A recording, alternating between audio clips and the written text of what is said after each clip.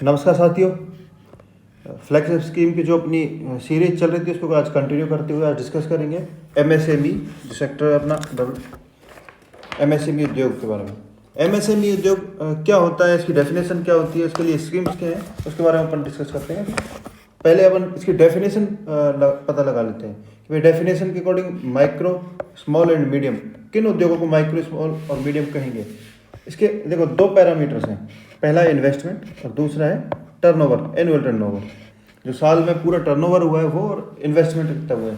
तो गवर्नमेंट के अकॉर्डिंग जो न्यू डेफिनेशन अभी आई है इनकी, कोई भी ऐसी इंडस्ट्री जिसमें 1 करोड़ एनुअल इन्वेस्टमेंट जिसमें आया है और एनुअल टर्नओवर जिसका 10 करोड़ का हो, वो इंडस्ट्री कौन सी होगी, माइक्रो या सूक्ष्म। नेक्स्ट है अपनी लघु, ऐसी कोई भी इंडस्ट्री जिसमें इन्वेस्टमेंट कितना हो 10 करोड़ का और टर्नओवर कितना हो 50 करोड़। कोई भी ऐसी इंडस्ट्री जिसमें 10 करोड़ का इन्वेस्टमेंट और 50 करोड़ का एनुअल टर्नओवर हो, वो कौन सी होगी, स्मॉल या लघु। नेक्स्ट अपन बात करते हैं मध्यम, मीडियम। ऐसी कोई भी इंडस्ट्री जिसमें 50 करोड़ का इन्वेस्टमेंट हो और एनुअल टर्नओवर उसका 250 करोड़ हो, वो आएगी मीडियम। तो अपन ये बात कर ली डेफिनेशन, इसको आप पॉज करके लिख सकते हो या फिर नोट कर सकते हो। ये एमएसएमई सेक्टर है। देखो इसमें आप कंफ्यूज हो सकते हो, कभी 10 करोड़, 50 करोड़, 5 करोड़ कितना है, तो कुछ नहीं है, जनरल देखो जो इसका टर्नओवर था नेक्स्ट वाले का इन्वेस्टमेंट है, जो इसका टर्नओवर था नेक्स्ट वाले का इन्वेस्टमेंट है, और इन दोनों इनमें क्या है, मल्टीप्लाई बाय 5। तो सिंपल कुछ एक ऑब्जर्वेशन का हुआ है बस। हाँ, तो जो पहली स्कीम अपन डिस्कस करने जा रहे हैं वो है मुख्यमंत्री लघु उद्योग प्रोत्साहन योजना। लघु उद्योग, अब आपको क्लियर हो चुका है लघु उद्योग कौन से हैं। 10 करोड़ और 50 करोड़, जिनमें इन्वेस्टमेंट कितना हो 10 करोड़ और एनुअल टर्नओवर कितना है 50 करोड़। ये वाले जो इंडस्ट्रीज होती हैं वो अपनी लघु इंडस्ट्रीज, लघु उद्योग कहलाएंगी। इनके लिए डिस्कस करते हैं आगे, चलो। दिसंबर 2019 से लागू इस योजना का उद्देश्य उद्यमों की सरल स्थापना और रोजगार के नए अवसर के लिए वित्तीय संस्थान के माध्यम से ब्याज युक्त। इसमें क्या होता है कि गवर्नमेंट अपने को लोन प्रोवाइड करा देती है। लोन कितना होगा अभी देखते हैं।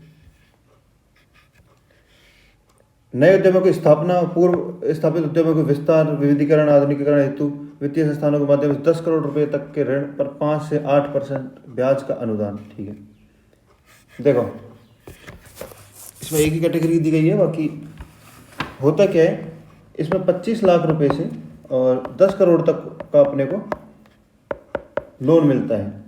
तो ऐसा कोई भी लोन जो 25 लाख तक है, उस पर गवर्नमेंट क्या कहती है कि भाई अपन इस पर सब्सिडी दे देंगे, जो इंटरेस्ट आपका है 8% का इस पर सब्सिडी मिल जाएगी। ऐसा कोई भी लोन जो 5 करोड़ तक है, उस पर गवर्नमेंट कहती है कि 6% तक अपन इंटरेस्ट सब्सिडी दे देंगे, और 10 करोड़ तक के लोन पर 5%। तो ये 5 से 8% जो ये फिगर दिया हुआ था यहाँ पे, ये इसका डिटेल में अपन ने यहाँ पे देख लिया। 5 से 8 तक 8%, 25 लाख तक के जो लोन है, 5 करोड़ के लोन पर 6% और 10 करोड़ के लोन पर 5% जो अपना इंटरेस्ट सब्सिडी दी जाएगी। नेक्स्ट जो है एमएसएमई एक्ट। एमएसएमई एक्ट देखो होता क्या है, कोई भी इंडस्ट्री लगाने के लिए जब कोई आता है या इन्वेस्टमेंट करने के लिए कोई एंटरप्रेन्योर आता है यहाँ पे, उसको कई सारी दिक्कतों का सामना करना पड़ता है। मान लो इंडस्ट्री लगा ली अपन ने, इंडस्ट्री लगाने के बाद में कई सारी इतनी फॉर्मेलिटीज़ होती हैं डिपार्टमेंट्स की ओर से, और कुछ इंस्पेक्शन इतने होते हैं, उनको मतलब सेटअप करने के बाद भी वो अपनी इंडस्ट्री चला नहीं पाते, और अगर इंडस्ट्री चल भी रही है तो अच्छे से परफॉर्म नहीं कर पाती। आधा ध्यान उसका डॉक्यूमेंटेशन वगैरह उस प्रोसेस में रहता है, गवर्नमेंट की जो प्रोसेस है, क्योंकि आपको पता है बहुत जटिल प्रक्रिया होती है। उसको जटिल प्रक्रिया उसको थोड़ा नॉर्मल अपन के सुलभ बनाने के लिए गवर्नमेंट एक एक्ट लाई, एमएसएमई एक्ट, क्योंकि जो अपनी बैकबोन कही जाती है इकोनॉमी की, वो एमएसएमई इंडस्ट्री ही होती है। तो ये जब तक इन्वेस्टमेंट नहीं होंगे या इनमें इन्वेस्टमेंट नहीं होगा, ये सेटअप नहीं होंगे अपने स्टेट में, तब तक डेवलपमेंट नहीं हो सकता। तो कहीं ना कहीं ये बेस तैयार करती हैं अपनी जो स्टेट है उसकी इकोनॉमी का। तो इनको स्थापना के लिए देखो क्या है, 17 जुलाई, हाँ डेट इसमें याद रख लेना, डेट 17 जुलाई 2019 को, 17 जुलाई 2019 को ये एक्ट लागू आया था, लागू हो गया इसको।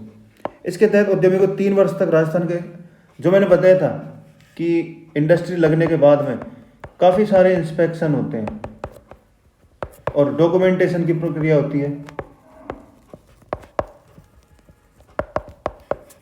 गवर्नमेंट ने कह दिया, आप एक पोर्टल बना दिया है, राज उद्योग पोर्टल, ये देखो कि आप तो इस पोर्टल पे जाओ और वहाँ पे अपने इंडस्ट्री का जो एमएसएमई इंडस्ट्री लगाना चाहते हैं वहाँ पे क्या कर दो, अप्लाई। वहाँ पे अप्लाई करने के बाद में आपको वहाँ पे एक रिसिप्ट प्राप्त हो जाएगी या सर्टिफिकेट प्राप्त हो जाएगा। वहाँ पे अप्लाई करने के बाद में आपको एक सर्टिफिकेट मिलेगा।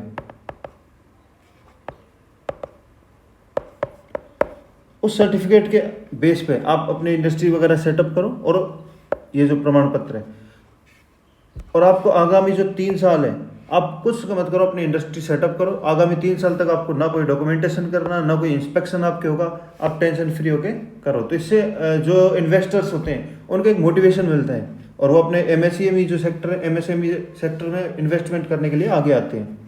ओके, ये अपने 2 योजना डिस्कस की एमएसएमई की, एक लघु उद्योग योजना और एक एमएसएमई।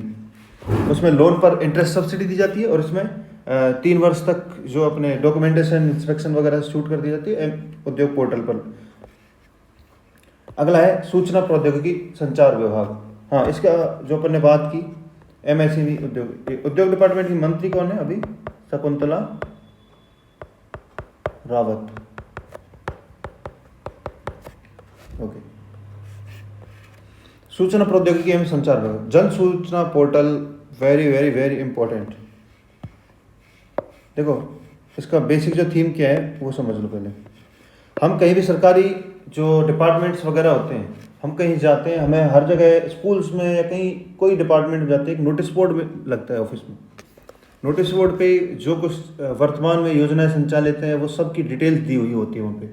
तो ऐसे ही अब मान लो कोई बांसवाड़ा का व्यक्ति है, कोई बाड़मेर का व्यक्ति है, कोई बीकानेर का व्यक्ति है, वो बार बार क्योंकि सारे सेक्रेटरीट वगैरह डिपार्टमेंट से ज़्यादा राजधानी में होते हैं, जयपुर तो नहीं आ सकता छोटी छोटी सूचना के लिए।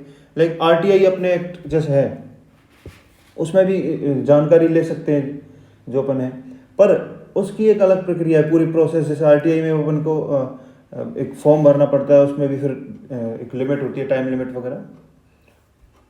कुछ अपन ऑफलाइन जाके भी ले सकते हैं, वहाँ पे फिजिकली प्रेजेंट होकर। बट उन सबसे बेटर आजकल क्योंकि टेक्नोलॉजी का जो ज़माना है और आजकल की जो गवर्नमेंट भी होती है सारी टेक्नोलॉजी पे बहुत ज़्यादा अपना ध्यान दे रही है एक तरह से। तो टेक्नोलॉजी से किस तरह से ये जो सूचनाएं हैं इनको मतलब जनता के बीच में कैसे इनको प्रोवाइड किया जाए, तो उसका एक माध्यम, एक पोर्टल बना के अपने सॉल्यूशन किया है अपने राजस्थान गवर्नमेंट ने, जन सूचना पोर्टल 2019। देखो 13 सितंबर 2019 को जन सूचना पोर्टल 19 का लोकार्पण किया गया। कितने डिपार्टमेंट से कोई इंपॉर्टेंट नहीं है, बस यही है। इस पर एक ऑनलाइन आपको पोर्टल बना दिया है, यहाँ पे जाओ और आपको जैसे इसमें फैक्ट दिया हुआ है 115 डिपार्टमेंट्स की बहुत सारी सर्विसेज होती हैं उनको अपने यहाँ पे डिस्प्ले किया गया, आप जाके जानकारी ले सकते हैं उसमें। नेक्स्ट अपना है आयोजना विभाग, प्लानिंग डिपार्टमेंट। राजस्थान जन आधार योजना, ये भी वापस से एक इम्पॉर्टेंट योजना है और महत्वाकांक्षी योजना है राज्य सरकार की, जन आधार योजना। देखो पहले क्या है, जो इससे पहले जो गवर्नमेंट थी वसुंधरा गवर्नमेंट, उसने एक योजना लाई थी भामाशाह योजना, जिसमें परिवार का मुखिया बनाया था महिला को, और सारा जो कुछ भी ट्रांजैक्शन वगैरह या होता था वो सारी महिला के नाम से डीबीटी होता था उसके अकाउंट में। तो महिला को परिवार का मुखिया, सेम जो अभी गवर्नमेंट है उसने भी उस योजना को लैप्स करके नई योजना एक चलाई और उसको इसमें ही इंक्लूड कर दिया गया है, मर्ज कर दिया है, राजस्थान जन आधार योजना। आपको आधार कार्ड सबने बनवा रखा होगा, सेम आधार कार्ड के जैसा ही एक जन आधार कार्ड जारी किया जाता है। ये योजना चालू हुई थी 18 दिसंबर 2019 को। देखो 18 दिसंबर को अपनी जो गवर्नमेंट है उसका 1 साल पूरा हुआ था 2019 में। 18 दिसंबर 18 को गवर्नमेंट बनी, अपना गवर्नमेंट आई थी फॉर्म में, और 1 साल उसको पूरा हो गया था। इस साल समय पे काफ़ी सारी जो स्कीम्स उन्होंने घोषणा की थी, उनमें से एक महत्वाकांक्षी घोषणा थी जन आधार योजना। इसमें क्या है, पूरे जो परिवार हैं अपने राजस्थान में, उनका एक डेटाबेस तैयार किया जाएगा। डेटाबेस तैयार करके पूरे परिवार को एक नंबर, एक कार्ड और एक पहचान, एक नंबर, एक कार्ड और एक पहचान, आइडेंटिटी, ये तैयार किया जाएगा।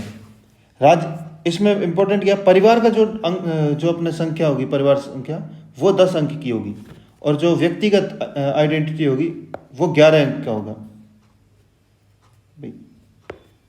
परिवार की जो पहचान संख्या है और एक है व्यक्तिगत पहचान संख्या। जो परिवार की पहचान संख्या है वो अपनी कितनी होगी, 10 अंक की, और जो व्यक्तिगत पहचान संख्या है वो अपनी होगी 11 अंक की।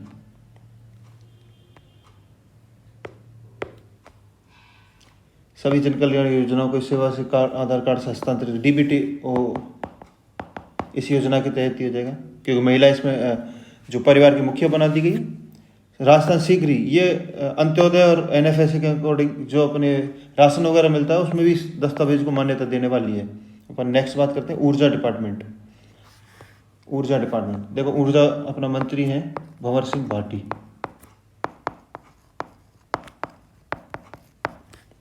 और अपना ये आयोजन विभाग जो प्लानिंग डिपार्टमेंट था इसकी मंत्री थी ममता भूपेश। ओके, मुख्यमंत्री किसान मित्र ऊर्जा योजना, पुनः एक महत्वाकांक्षी योजना राजस्थान सरकार की। 17 जुलाई 2021 को ये शुरू की गई थी। इसमें होगा क्या, देखो बहुत सारे किसान परिवार होते हैं, और एग्रीकल्चर में जितना भी इलेक्ट्रिसिटी जो बिल्स होते हैं उसमें क्या दी जाएगी, छूट। ये बस इसकी थीम है इस योजना की। किसानों को जो एग्रीकल्चर जो इलेक्ट्रिसिटी बिल आते हैं उनमें छूट दी जाएगी। कितनी क्या दी जाएगी उसको डिस्कस करते हैं अभी। देखो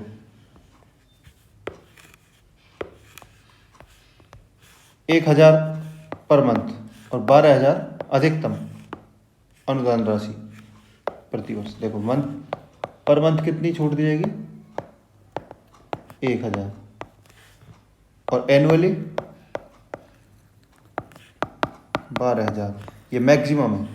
अभी रिसेंटली बजट 2023-24 में इसके रिगार्डिंग में एक घोषणा की है कि 2,000 यूनिट पर मंथ से जिसका कम खर्चा है, जिस भी किसान का 2,000 यूनिट से कम खर्चा है पर मंथ, उनको सबको ही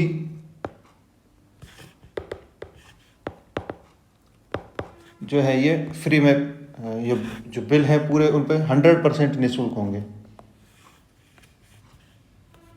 ओके, 1,000 प्रतिमाह समायोजित कर सकते हैं। ये सब आपने डिस्कस कर लिया।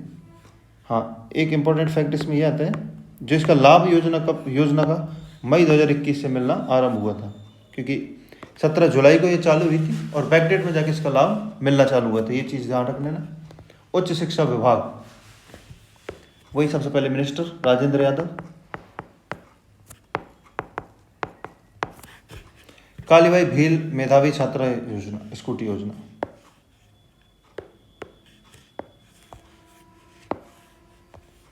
देखो भील एरिया जो अपना साउथ सदर्न राजस्थान है वहाँ पे ज़्यादा है भील एरिया, पूरा ज़्यादातर वहीं पे जनसंख्या पाई जाती है भीलों की। तो उधर ही कालीबाई भील मेधावी छात्रा स्कूटी, नाम से क्लियर है। स्कूटी योजना है गर्ल्स के लिए। मेधावी की कैटेगरी, एक क्राइटेरिया रखा गया है 65% और 75। देखो होता क्या है,